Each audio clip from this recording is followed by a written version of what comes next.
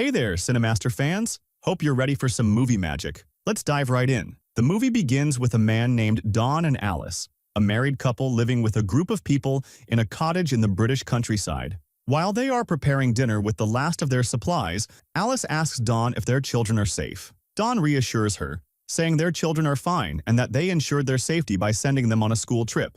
We learn that they sent their children to another country after the virus spread. As they are about to have dinner, they hear the sound of a child banging on the door, asking for help. Don refuses to let him in because of the infected outside. Despite this, Alice insists on letting the boy in. When Don lets him in, he asks if anyone followed him. The boy says his parents were infected or chasing him, along with others. At this moment, one of the people in the cottage goes to the door. When she looks out, one of the infected attacks and bites her hand. Don runs quickly to help her, but she turns and starts attacking him. The rest of the group flees. Alice takes the boy and runs, but the infected manage to kill the others. Don follows Alice, telling her to leave the boy because they need to escape quickly, but she refuses and insists on staying with him. At that moment, the infected break in, and in a shocking moment, Don leaves Alice and escapes. Alice sees him running away through the window, leaving her to the infected. Don then heads to the river and escapes by boat. After 28 weeks from this incident, the British government announces that London is free of the epidemic, and the army begins rebuilding part of it, naming it District 1. We are then introduced to Tammy and Andy, Don and Alice's children,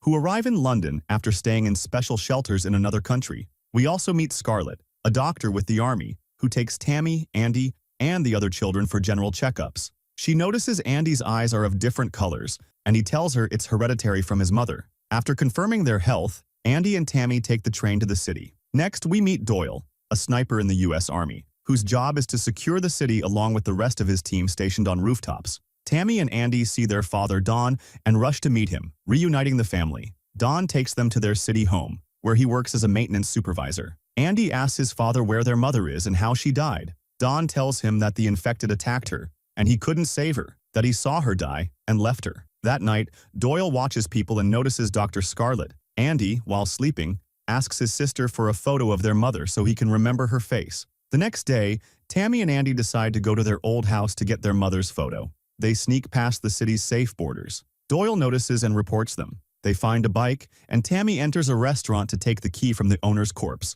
They ride the bike to their old house. Once there, they start gathering their things and photos. Andy goes upstairs and finds someone. It's his mother, alive. He hugs her. At that moment, the army arrives and surrounds the house. Andy notices his mother acting strangely, as if she might hurt him, so he backs away and escapes. Tammy finds him, and they both leave the house, seeing the army surrounding the area. An officer named Flynn tells Doyle they found 2 children. Dr. Scarlett starts examining Alice, and the officer asks why she hasn't turned yet. Scarlett replies that Alice might have strong immunity due to genetic reasons. She is only a carrier of the virus and can infect anyone who comes close. At this moment, Don arrives, and the officer tells him they found his children and wife. He is shocked. Don meets Tammy and Andy, who realize he lied to them. Tammy tells him he lied about their mother being dead. Don says he saw the infected attack her and assumed she died. Don then goes to Alice, whom he can access with his city pass. He apologizes to her, and she says she loves him. He approaches her,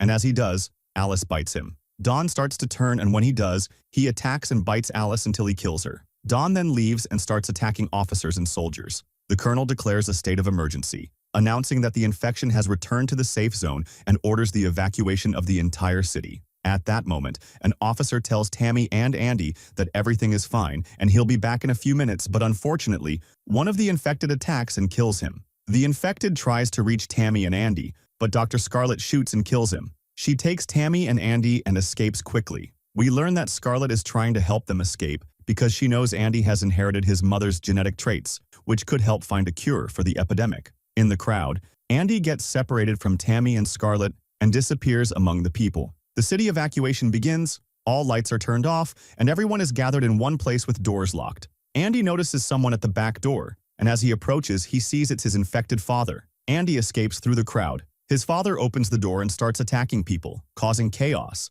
Andy escapes through the cooling ducts. Meanwhile, people are let out, and Doyle and the other snipers start targeting and shooting the infected. The colonel realizes they have failed and lost control, so he orders the snipers to kill everyone without exception. The snipers start shooting everyone in sight. Andy manages to get out and mingles with the crowd. He sees someone who tells them to come and hide. Andy hides there and starts searching for Tammy and Scarlett, eventually finding them. Scarlett tells them she will save them and keep them both safe. Doyle arrives and tells them staying there won't help. They'll be killed anyway. He says he's leaving and anyone who wants to survive should follow him. Doyle leaves and they follow. Flynn, the helicopter pilot, calls and tells him they are going to firebomb the city, so he must leave as quickly as possible. Flynn tells him to head to the bridge area, which is safe and far from the fire. Doyle tells them they must run quickly. We leave the city within 4 minutes, and while he is trying to escape from someone, he runs quickly so that the sniper doesn't catch him and kill him, but he refuses. Meanwhile, Andy runs quickly and the sniper starts shooting at us,